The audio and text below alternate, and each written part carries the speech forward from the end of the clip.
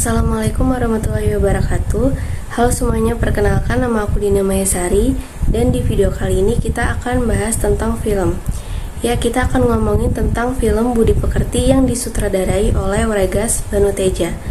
Pasti dari teman-teman sendiri sudah banyak yang tahu tentang film Budi Pekerti ini.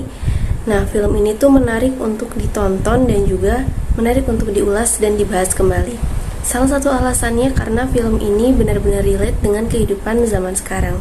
Ya, secara singkat, sebenarnya film ini tuh menceritakan tentang seorang guru BK bernama Bu Prani di masa pandemi yang tiba-tiba saja videonya viral di sosial media setelah dirinya berselisih dengan seorang pria saat membeli kue putu di sebuah pasar. Dan dari situlah masalah-masalah mulai bermunculan hingga berpengaruh pada kehidupan keluarga Bu Prani.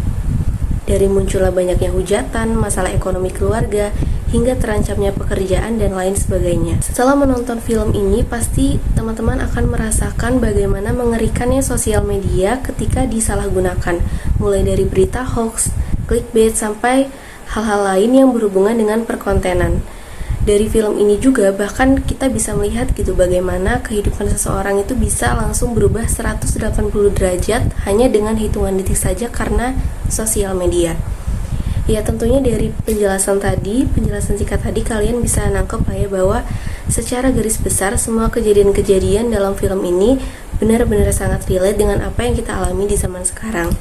Tapi pembahasan kali ini nggak cuma berhenti sampai di sini, karena di video kali ini aku akan sedikit ngulik lebih dalam lagi tentang film Budi Pekerti ini dengan menggunakan pendekatan sosiologi. Jadi akan ada beberapa poin-poin yang akan aku sampaikan. Nah, salah satu hal utama yang direpresentasikan dalam film ini itu adalah beban moral dan ekspektasi yang ditangguhkan kepada perempuan. Nah, khususnya mereka yang bekerja di sektor pendidikan. Nah, seperti yang kalian tahu bahwa sosok Bu Parni ini kan merupakan tokoh yang bekerja sebagai guru BK di suatu sekolah. Nah, sosok Bu Prani ini digambarkan sebagai guru yang berintegritas, namun pada akhirnya dirinya dengan cepat menjadi sasaran kecaman publik ketika sebuah rekaman video menampilkan dirinya dalam situasi yang dianggap tidak pantas. Padahal konteks video tersebut telah direduksi sedemikian rupa oleh media sosial. Nah, hal itu kan menunjukkan betapa cepat masyarakat itu membentuk penilaian-penilaian hanya berdasarkan potongan informasi yang viral. Di sini film ini memperlihatkan bagaimana perempuan di ruang publik kerap kali menjadi objek penghakiman moral yang kejam, serta bagaimana profesi seperti guru itu pun tidak luput dari ekspektasi untuk tampil sempurna. Selain itu, poin yang kedua, film ini juga menyoroti dengan tajam bagaimana fenomena cancel culture. Pasti dari teman-teman sudah tahu ya fenomena cancel culture ini karena sudah lama terjadi, terutama juga di Indonesia.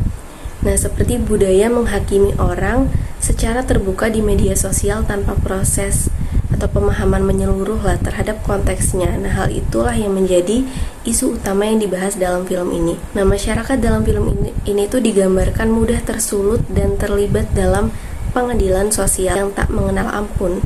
Nah, keadaan ini tuh mencerminkan realitas sosial atau kenyataan sosial di Indonesia pada masa kini, apalagi di mana ruang-ruang digital seperti Twitter, Instagram, ataupun TikTok itu telah menjadi panggung utama pengadilan opini publik. Nah, kecenderungan untuk menyebarkan, menghakimi, dan menghukum berdasarkan potongan-potongan informasi yang viral memperlihatkan lemahnya budaya literasi media dan empati sosial di tengah-tengah masyarakat saat ini.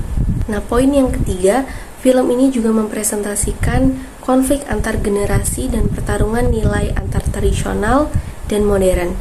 Seperti yang kita tahu bahwa keluarga Bu Prani ini memiliki dua orang anak, yang dimana dua anak remaja yang aktif di sosial media, dimana hal itu menjadi gambaran dari benturan cara pandang antara orang tua dan anak dalam menyikapi suatu persoalan, permasalahan, dan sebagainya.